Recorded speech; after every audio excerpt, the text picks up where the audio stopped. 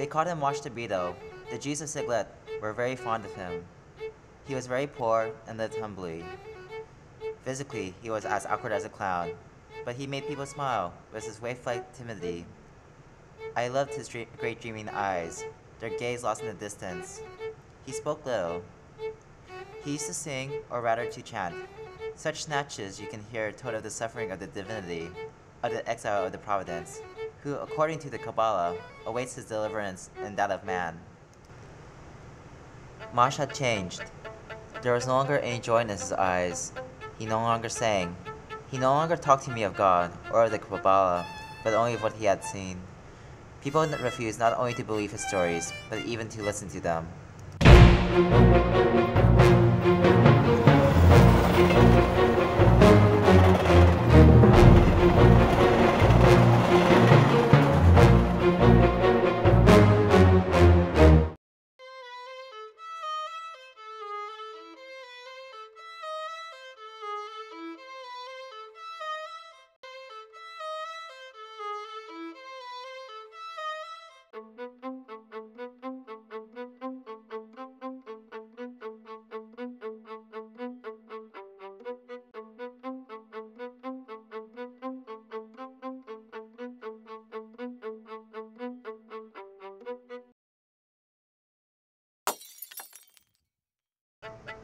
Never shall I forget that night, the first night in camp which has turned my life into one long night, 7 times cursed and 7 times sealed.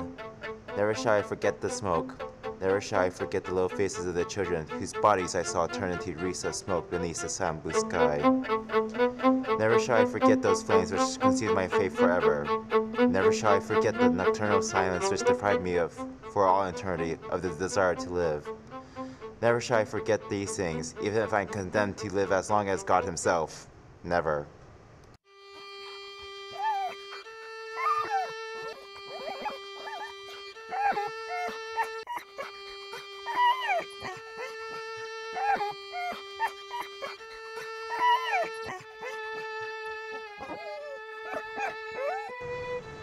But the third rope was still moving.